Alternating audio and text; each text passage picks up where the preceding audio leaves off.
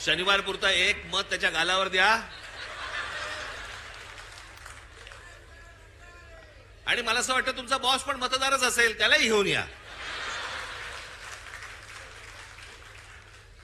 पण हे जे चाललंय हे या महाराष्ट्रातल्या, या देशातल्या प्रामाणिक मतदाराचा अपमान सुरू आहे. तो मतदार उन्हातानामध्ये रांगेमध्ये उभा राहतोय, त्याला ज्याला हवंय त्याला तो मतदान करतोय.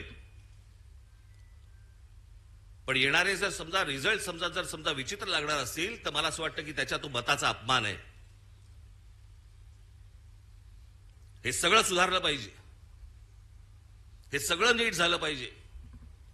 या देशातल्या निवडणुका पारदर्शक पद्धतीने झाल्या पाहिजेत. उद्या जय कोणाचा पराजय कोणाचा आहे ते निवडणुकीनंतर बघता येईल, पण निवडणुका तरी पारदर्शक झाल्या पाहिजेत. अहो हे मशीन्स तर कुठेच नाही जगात. अमेरिकेसारख्या देशामध्ये, सगळ्या पुढारलेल्या देशांमध्ये आजही तिथे बॅलेट पेपरवरती सगळे मतदान होतात. 3-4 देश आहेत जिकडे वोटिंग मशीन वापरलं जातं, तेही कुठे? आफ्रिकेत. पण जेवढे म्हणून पुढारलेले देश या जगामध्ये आहेत त्या सगळ्या ठिकाणी बॅलेट पेपर वापरला जातो. बरं, हे मी एकटा नाही बोलत आहे, हे पंतप्रधान नरेंद्र मोदी देखील बोललेत. त्यांचाही एक व्हिडिओ माझ्याकडे आहे, माझ्याकडे खूप आहेत.